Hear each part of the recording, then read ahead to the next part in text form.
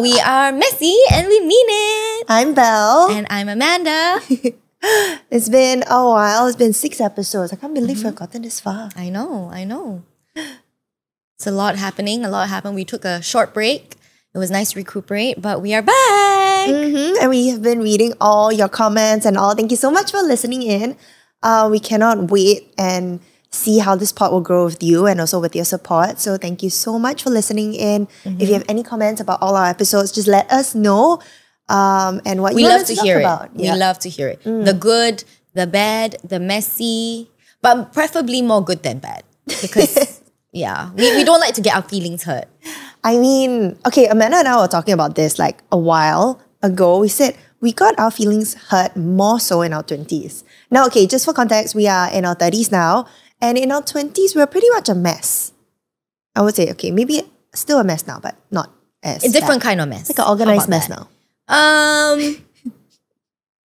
No, I wouldn't say I'm organized. But yeah, still a mess, but a different kind of mess. If you had 3 words to describe yourself, your 20-year-old self, what will it be? I'm gonna go with naive. I think that's a big one. Hopeful for the future. And also very playful. My 20s were very playful. Actually, my whole life is playful. Woohoo! It sounds like a fun time. Yeah. How about you? I think mine was mainly, I was very fearful. I think naive is one. And also bubbly. I always had the word bubbly, like, oh, how's Belle like bubbly? Bubbly. But that's a good thing, no? Yeah. Yeah? I think I was really loud. Like, I just in a room, you hear me laughing. I mean, you would know that. And I was just jumping here and there. It's like I had like 1 tub of ice cream, and a lot of like sugar, and I was just like all over the place. Yeah, I think maybe bubbly was the best word. But I think we both have the word naive. Yeah, which seems to be a common trait between the both of us. But I don't know. I think that's what your 20s are for, though, to kind of like experiment and figure out what you want, what works for you and what doesn't. Hopefully with boundaries. Like don't go too far, don't go too ham. Yeah. But I think I was very naive. Like very sheltered, would you say? I wouldn't say sheltered is the word, because sheltered, that means you are a little bit like uninformed, I would say. There's a lot of things that are new to you that you are probably a little Not bit exposed scared to. of and not exposed to. Yeah. But I think naivety is more of like, you just believe what you see Yeah. at face value. Yeah. You believe what you hear. Yeah. Everyone you meet. You do not have this like QC in your brain. Yeah. And because of that, then you You're get hurt. trusting. Correct. Would you say? I think you trust too easily. Yeah. Yeah. I think But both of us do, actually. Yes. So we've had to kind of go through quite a bit to kind of learn how to put up some defenses and I got how really to hurt. filter. Yeah. Yeah. Like many times. I think I got so hurt. I probably unintentionally hurt others as well. In my 20s, not knowing how to draw boundaries, being a yes man, I was saying yes to so many things. Not knowing how to say no. Yeah, dude, there's so many like, I don't know, if you're listening in and you are in your 20s right now and you feel, you're going through something that you're like, shit, why did I do that? Or like, I actually wanted to say no, but I said yes. Just know that it's a process, and it's process. Like if you get hurt, it's fine. You'll get through it, and I think we all have to get hurt. Like there is no way of shielding ourselves from all these feelings or, various experiences. We have to go through it to learn who we are, the kind of person we want to be when we approach these kind of issues and how we want to come out of it, I guess. Yeah. And I guess it's true. Like you learn through failing, you learn through pain, and it sucks when you go through it, but I mean, you will thank yourself a year later or like 5 years later. You look back, you're like, oh, damn, I went through that. I think the most important thing is that you are honest with yourself and you also have people around you who are loving and compassionate but also honest. Yeah. I think honesty is very, very important in your 20s. But it's also a process. Like you learn how to be honest with yourself, learn how to be comfortable with the fact that you are actually not okay in certain situations that maybe your friend group is. You know, like maybe you just don't like to go out in like large groups and go to parties. But you just try to because you just want to you want to feel like a sense of belonging to a certain group of people. And that's totally fine. But I guess as you reach the end of your 20s, step into your 30s, you're like, nah, I'm okay missing out. You guys can go ahead. You know, I think that's the main thing that I saw that's different for me. I became a lot more introverted, I would say.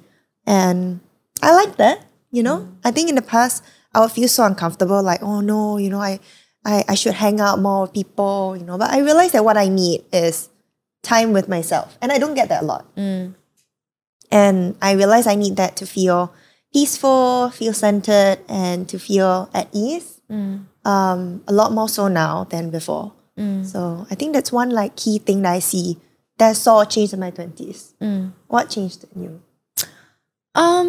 I think I'm an extrovert, but as I grew older, I was definitely more selective over what I choose to exert my energy on, who I choose to exert my energy on, and how. I think in the past, I used to be a lot more like easygoing, even people pleasing, you know, like, oh, do you want to do this? Maybe I might not want to do it, but to kind of like, you know, blend in or like appease the group, I'll be like, yeah, let's do it. And then I go there and I end up regretting it. Yeah, I felt that way so many times. Yeah, regret it not necessarily because of the company. I think I've been very blessed to be surrounded by actually really, really good people, but more like, oh my God, why am I like, but like if in my 20s, if someone had said to me, hey, let's jump off a cliff together, it would be fun. I'll be like, I'm afraid of heights, but yeah, sure, let's go, you know. But I think now I'm a lot more better with being like, you know what, that's where I draw the line. I really can't do heights. Why do I want to do this to myself? You know, I can be there with you, but I won't jump off the cliff. I would jump off the cliff. Then you can jump off the cliff. But don't drag me with you. I'm petrified. So I think I was in that situation you're talking about. I used to host a lot of travel shows, right? So a big part of it, especially, is just being really adventurous. And I'm really scared of water. I'm really scared of just like being like near the water. I know I like being near the sea, makes me calm, but ironically, I don't like being in the water. Makes sense? No, that's why you don't like diving. Water. Yeah, I've been trying to convince her to go diving with me since I met her, and she's always like, I don't like being in the water. No. Like, I don't know how people feel free being in the water, but I feel trapped. I feel so claustrophobic. Just imagine you're a fish. Yeah, but fishes they don't have to equalize, right, at different like levels. Humans, we do. If not, like everything will pop. And to me, that feels like claustrophobic. I can't swim freely. And I don't know, I just feel so trapped. And like, what if my goggles fog up, you know, and you have to do like the clearing thing. Fun fact. There are ways that you can clear it. Yes, but I feel so scared. So fun fact, though I'm scared of diving, I took my my PADI diver license. Is that what it's called? Open water. And it was scary, but I told myself I had to do it. And when I put my mind to it, I will get it done. But it doesn't mean that I really enjoy being in the water. I feel trapped. And I don't like jumping off a cliff. And just back to that topic, I went ahead and did it, you know. I think we were at this lagoon and then there were like different levels. I went to like the second one and I stood there and looked down. I was like, no, I'm not going to do this. But they're like, yeah, let's go, let's do it. I was like, okay, I need to do it. But did I really enjoy it? Not really. I think I was just like 90% fear, 10% like joy. I think people have it in reverse, but... Yeah. I mean, but then you just said that you would do it. So I'm so confused. So would you do it or would you not do it? Yeah, that's the thing. Because my mind says yes, my heart says no. Why is your mind saying yes? What are you thinking? What is that thought process? Like with the driver's license or with the cliff? With the cliff. With the jumping off the cliff. I need to try it once to know whether I really enjoy it. So that was my mindset behind it. But after I tried like the medium one, the medium height, I think it was like 5 meters. Then there was like a 13 meters one. I was like, no way, I'm not going to go there. And on top of that, I hog up the line. Yeah. So, I've done that before. Do you end up jumping? It wasn't a jumping situation. You were actually there. It was that press trip that we had to do the Skytrack thing the in the flying sky. Hanuman? Huh? We were like swinging from tree to tree. From tree to tree. Yeah, I love that. No. No. I hate that. Okay, I was the one hogging up the line for half an hour. That was me. Oh, I remember there was a girl in front. Yes, that was me. Because we have to jump off, right? No. In order to. So it's like you just go from tree to tree, and there are like different planks and like nettings. You know, it's just a nightmare for people who are afraid of heights, and that was me. What do you do in the end? I just had to go. I didn't have a choice. They didn't let me back out. I'm so proud of you. No, really I will never do it again. But that wasn't like peer pressure, I would say, or like, it wasn't like, oh, I felt like I wanted to please anybody. Yeah. Like, I just felt forced. Because they said, no, you can't back up now. And I was just up in the tree. And, you know, how was I going to come back down? But for context also, because it was about, I think, 13 different flying foxes, like zip lines. And we are all lined up. So for Amanda to come back, it was almost impossible because you're already hooked onto the line and everyone else was behind you. And in order for you to track back, you have to climb over everybody that's behind you. Yeah, I don't have a problem with impossible. that. I don't have a problem with that, by the way. I would climb back. And the person just said no. Yeah, the person just ignored my cries for help. So I guess in your 30s, you will be more assertive. You're like, no, I'm not going for it. Yeah. Because there were some girls who did opt out completely. They didn't even go to the venue. And I guess, I can say no. And I can actually speak up for what I want. Yes. I think that is something that I had to develop in my 30s. In your 20s, you're a lot more accommodating, I guess. You know? Yeah. Yeah. 30s, I find myself being a bit more assertive and sure over what I want and not letting people sway me. Yeah. I think that changed a lot for me as well in my 30s. Yeah. On top of that, like your energy levels really dip in your 30s. And don't say that. Okay, I mean, I'm great. I'm full of energy. I'm sprightly, you know. I can do whatever I did in my 20s. That's a lie. But no, I mean, energy-wise, body-wise, you definitely feel it. Yeah.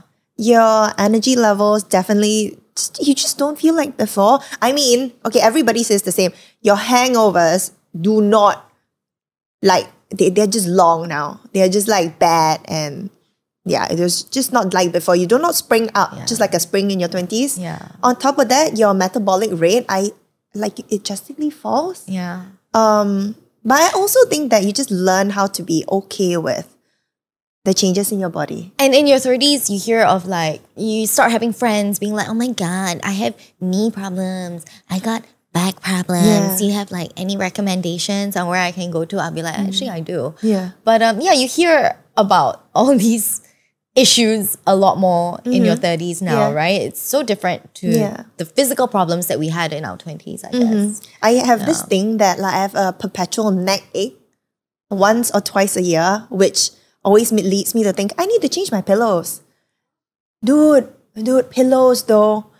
There's no way to solve this issue. Like, I don't know which pillow is good for the neck. You need to go to the store and try it out for yourself. Do you do that? Yes, I do, but it just never works. And there was this one point that I went all the way to buy one of the most expensive pillows. I think it was like $600 a pillow. And it gave me the worst neck ache ever. $600? Yes. That's like 2,000 ringgit. Yes. No, my math is bad. 6, 12, 18. More than that. Yes. Yes. Yeah. 600 Everybody was like, it's so good. It's going to help your neck. Do you use it? I used it for one night. And now it's like the side pillow instead of like the main pillow. Whoa, it was so bad. Yeah, but these are like changes that I noticed in my 20s. I'm in my 30s. And it just never ends. I guess, I mean, in our 20s, we had to figure out what worked for us. I guess in our 30s, as our body changes, you know, our values change, our priorities change. We also have to figure out what works for us now. Right? Yeah. So I would say that, okay, if you're listening in and you're in your early 30s or if you're in your 20s, I'm sure you are noticing one key change in your life, right? So for me in my 20s, this change came like really drastic. I love prawns. Okay, Right. I love eating prawns. And in Singapore, it's really fun to go out prawning with your friends. Oh my God. You know, you fish for prawns, it's really cool. Then you Do you guys barbecue know what them. prawning is? Oh my God. Okay, so it's a thing that I learned in Singapore. I learned that it's an activity in Singapore. Dude. They literally go to a little pond, Yeah. but it's in a center. It's like a prawning center, right? There are all these like little ponds of water with prawns that they put inside, and then you can just prawn it, fish for the prawn out, and then you barbecue the prawn. It's so fun. And it is really pocket friendly. And you have this like little chairs along the rims, and then you can order food and Order drinks beer, and yeah, beers. they're like just chill there. And then you get this little bait, and around the pond there are like the more pro prawning uncles. So they'll give you like the special baits for you to catch the prawns faster. A really fun experience. I have a question. Why go prawning when you can go fishing? It's faster to go prawning. But why do you want to make it faster? I guess, isn't the whole point of going fishing to go out there, be in the water, be calm, immerse yourself in the space and like, you know, appreciate nature, and if it comes to you, it comes to you. Yeah, but the fish one, they have a fish pond right beside the prawning pond. So you can either choose whether you want to fish or a fish or the prawns. But I would say that the people that go prawning are like people who haven't got into like the etiquette of fishing, which is like patience, you know, and just zenning out. Prawning is like a little more like, it's quicker. You have like more instant gratification of like catching it and like unhooking it, and then after that like trying to catch another prawn again. I went prawning during the pandemic, and I caught the prawn and I let the prawn go. Oh, Did you eat your prawn? when I could remember in my early 20s, yes, I ate one. It's really juicy. It's huge with these blue claws, and when you barbecue them, they taste so good. Yeah. Yeah. So yeah. But most of the time, I think just like you will catch about 4 in an hour. Okay, maybe those people who are like really pro at prawning are watching this and be like, you only catch 4 at an hour? Yeah, but it was fun. Up until I realized that in my early 20s, I started developing this rash. And back then it was this, okay, let me share with you. So, you know when all these seafood boiler bags were in trend? Yeah. When it came, like, I don't know how, it just sprung up. And it was so fun because you have your corn, your seafood and all in a bag, and it was really fun to like pour it out and eat. So I went for a lot of that. I think on my like second or third session, I realized that my skin would itch, my lips would swell, and my eyes would swell. Everything would swell. And that was when I realized, oh, I'm developing a prawn allergy. And that was just like the start of how I developed so many allergies from my 20s. And in my early 20s, like before that, there was nothing. Wait, so how many allergies do you have now? You have prawns that I know of. I'm allergic- Shellfish. Just Right? prawns by itself. Oh, So I okay. can still have lobsters, but and crabs and all. I just cannot have prawns. Okay. Fresh prawns, really weird. Okay. Yeah. Anything else? I am very allergic to bites. Like multi bites. So you can see that I have like quite a number of Sandflies. bites, right? I know when all you come back around. from the beach, sometimes you get a Yes. lot of like sandfly bites. Yes, and it's so bad. Like my bites in the past, you know when you get a mosquito bite, it's just like this little small little boil and it goes away. People say you should mark an X on it or something like that, right? But for me, No, I don't think you should mark an X on it. No? You should wash it off. is it? Wait, who is marking this X? Yeah, because it That's itches so so much. Then you funny. just have to use your No, I fingernail heard and, that like, you mark just like this put X. water over it and that washes away the toxins. So it removes the toxins that makes it itchy. Is it? That's what I heard. So that's what I just usually do. I just run water over it. I'll just put more pico or like zamba kind of right. thing. But anyway, it doesn't work for me anymore. My mozzie bites, instead of the little boil, will become like this big circle, and they will stay like red for a long time. Sandfly bites, they don't stay small, they grow really large, and then they become like this blister. And when it gets really bad, even all my friends know, like when I get sandfly bites, it gets really bad. And it becomes this big boil with a lot of like blistery like pus in it. It's really Ew. gross. Oh, God. And I have to find a way to like take away the pus. Like drain it? Drain it. Oh my God. And then I need like these special plasters to hold it in place so it doesn't drip down my leg. It sounds really gross, but it's just really bad. Like my sandfly infections Are you gonna be providing so bad. us with like photos of this? Do you have? I have a lot. It's so ugly. It's so gross. Okay, I Imagine don't know if I want to see it, to be honest. like a yellow clear balloon at the side of your leg. It's really gross. And I don't know why it just became like that. And okay, that's not the worst part. Okay, after that, it scars. Like, you know, because it's like an open wound. After that, when it dries, it scars and it becomes really dark. And yeah, it's just bad. Bad. What about you? I've had a few like significant things that really, really stuck to me. I became allergic to seafood and alcohol as a combination in my late 20s. Oh. Yeah, and it So can you cannot have that together? I cannot have it together. So the first time I tried it, the first time that happened, I actually had to go to the hospital because I was puking for over 5 hours and I was dehydrated. I was exhausted from all of that puking, right? Went to the hospital and actually it gets worse because on the way to the hospital, I told the medical personnel 3 times, I'm allergic to this drug. And at the hospital, they gave me the drug. I remember this one was the one that you sent the photo of you really swollen. Yeah, and I have photos because I know what happens to me when I'm given that drug. So I start itching at my eyes and then it spreads all over my face. So I actually have a time lapse. Of like when it first starts affecting my eye and then just starts spreading all over my face. And this was when I first moved to Singapore. And I did not know I could sue the hospital. You can do that? Yeah, I didn't know that. Everyone was like, you didn't sue the hospital? That's why the hospital waived my fee. They were so nice. They waived my fee. Yeah, but that was horrible. That has happened to me twice since. And I guess another change that I really noticed in my body, you know, externally was my stretch marks actually after giving birth.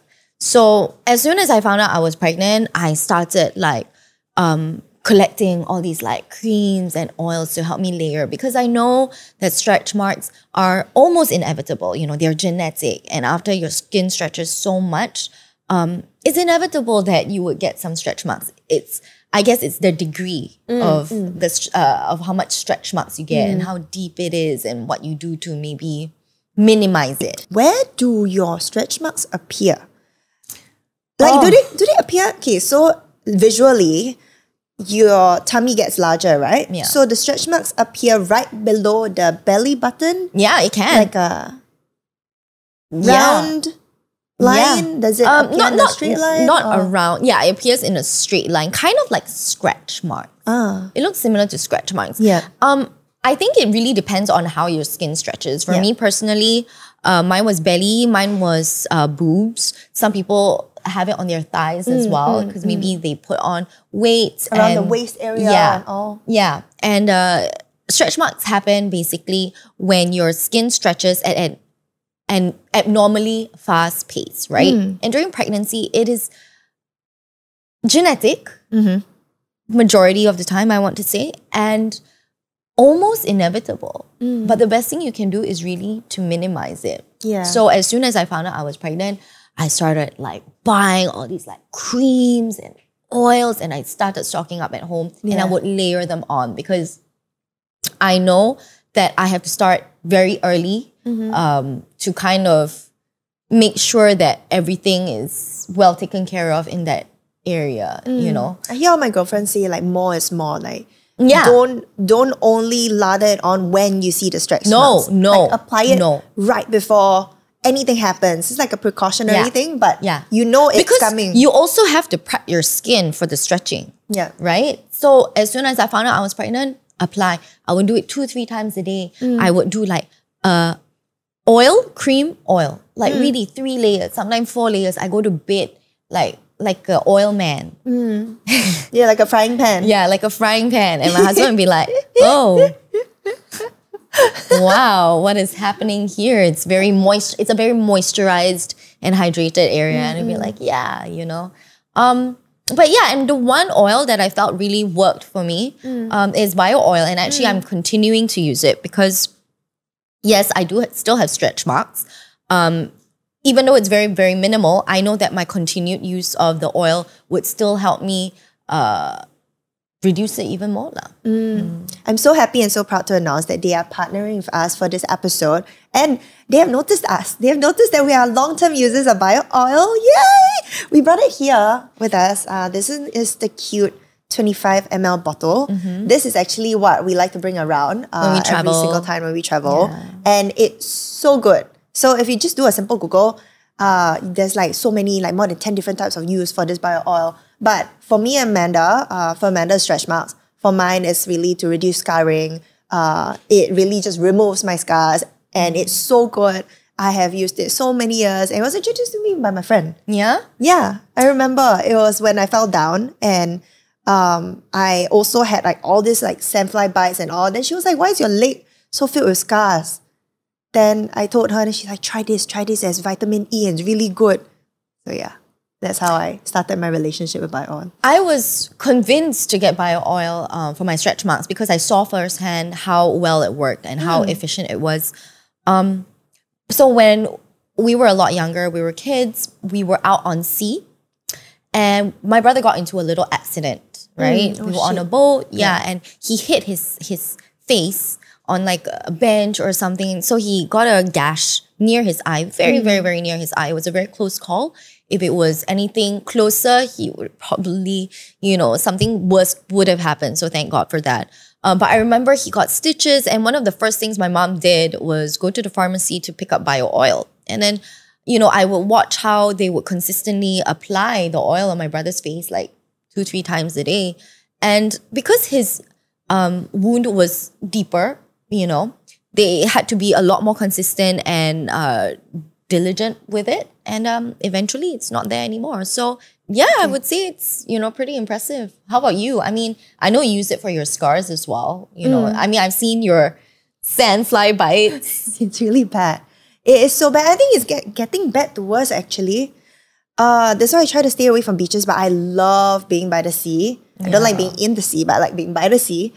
And I just get bitten by so many sandflies and I have so many scars actually still. Not too sure that you guys can see on camera, but I still have and very prone to all these bites. So I have some scarring here. I have like currently like dealing with a lot of mosquito bites and red, but you can see that the scars are actually lightening. So these I got recently when I went on a beach holiday and I got so many sandfly bites and became like little boils. Oh my God. Then I obviously went straight ahead to apply like the oil and it is lightening. It'll take a while, but in a week more, I think it will be gone. Yeah. I think because it's a superficial wound, it's not that deep. I think we're just consistent. I mean, you have to be consistent. Yeah, super. At one point, I brought that bio oil out with me all the time. And when my skin like absorbs it and sucks it all in, I apply it again. So I was like oily for the whole time, but it was so good. It removed my scars because I was so diligent. But currently I apply it day and night. It's good. It's good. Yeah. Very, very, very good. I think you just have to be consistent with these kind of stuff. It's not magic. Yes. You do have to apply it. I mean, I say that. Sometimes I do forget to put the oil now because I just want to sleep. But I think even with my stretch marks, if I'm diligent with it, I'm very, very confident that eventually it will fade. There's this ingredient, vitamin E. I am not very good at explaining what vitamin E does, but I know that when I was talking about scarring, way back then when I first found bio oil, my friend was like, find this. You just need to go to the pharmacy and tell them vitamin E oil. And they will know what it is. I was like, what is bio oil? What is this vitamin E oil? She's like, just go there, ask for vitamin E oil. And then the pharmacist was like, this one. And I bought it and that was like it. Yeah. So I started using bio oil and I've never stopped since. It's always at home. It's this consistent best friend that's always there for you and it will always live up to your expectations. Yeah. Like you expect it to lighten scars. You expect it to remove lighten you expect it to lighten stretch marks, remove scars, and it just does that and you know that it will work. Yeah, it helps with dry skin as well. Yes. And the one thing that really surprised me was I was traveling maybe a month ago, and I forgot to bring my skincare kit. Oh, I remember you called me. Yeah, I contacted Belle. I was like, oh my God, I didn't bring anything. I didn't bring moisturizer. I didn't bring makeup remover. You know, I've got mascara on my face. I need to remove this. And I also had a bottle of bio oil in my bag, the little 25 ml one. And I was like, you know what? I'm going to use this oil to remove my makeup. It worked? Yeah. Wow. It removed my makeup. I had to go over it twice, but hey, I mean, you know, there's multiple uses for it and I'm all for it. Yeah. I'm a believer. It says oil, it's super hydrating, first and foremost. But my favorite part was that the vitamin E in it is life-changing. Yeah, so good.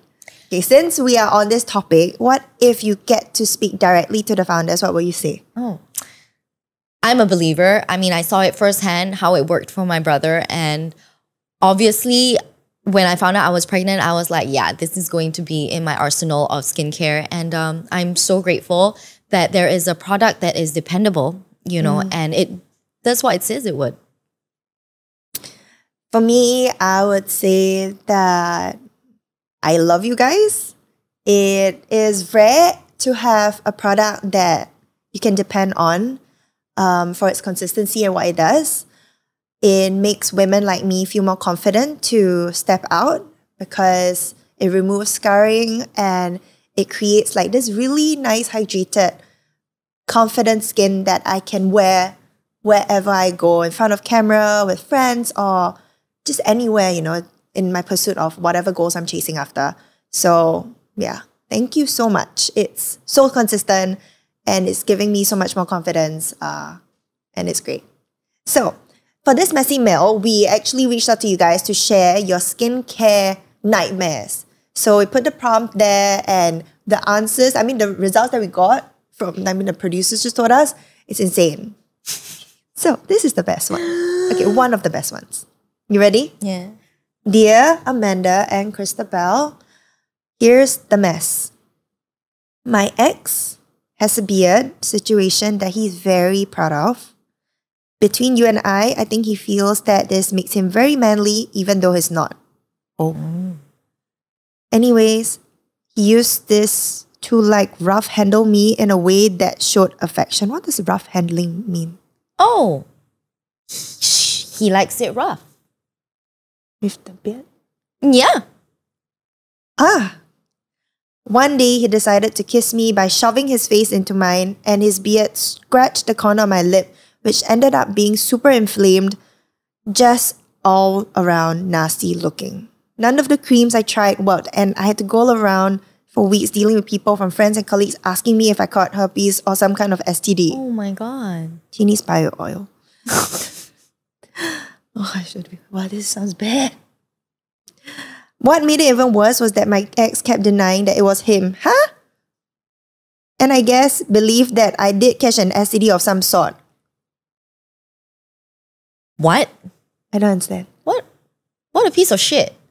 So he did that to her. And then he think that she caught an STD from someone else. Oh my God. So that means your ex is accusing you of cheating. Wait, so it's an ex. They broke up already. No, but back then they were still together. Wait, but now they broke up. Now they broke up. Oh, thank God for her. But how would I have gotten an STD if not from him? He's an ex for a reason for now. Yeah. I mean, he's an ex for a reason. Yeah. But that means when he was asking you whether you got an STD, that means he was thinking that you were cheating on him. Wait, so this situation was it started from like a skincare personal thing to like a full-blown like cheating thing? How is that even? And though I'm very confused. So at the start, he really enjoyed having his beard because it added to his confidence. And now he's accusing you of cheating on him because you got an STD. No, she didn't get an STD. She got like a beard burn from his beard. Yeah. That looked like STD. I mean, first of all, STDs are never fun. Always get treated, always get tested, always get treated, and right? Be safe. Because spreading it is very irresponsible. It is, even if you have no symptoms, it is very, very irresponsible. There are people that, because STDs affect women and men very, very differently. You know, in men may be asymptomatic, But in women, it can come up in different kind of ways. It can cause infertility and things like that. So like, it's not something to play around with. And the fact that this guy is just throwing it around like that, when it really just started from a beard, it's just ridiculous, right?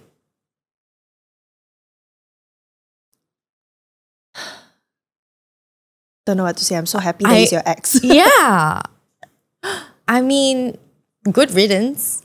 Girls, I don't know. I think that you just need to fix your skincare, take care of your man's skincare. But okay, here's the thing. My husband doesn't use skincare. Like, he uses wash. Like shampoo to wash his face. What? Yeah. Shampoo but his to skin wash? is so good. So That's the thing I don't understand. I think that it's okay if your man does what he wants to do, as long as it's not affecting you, like scratching your face and then accusing you of an STD. Right? I also think that in our 20s, we didn't really know how to take care of our skin. No.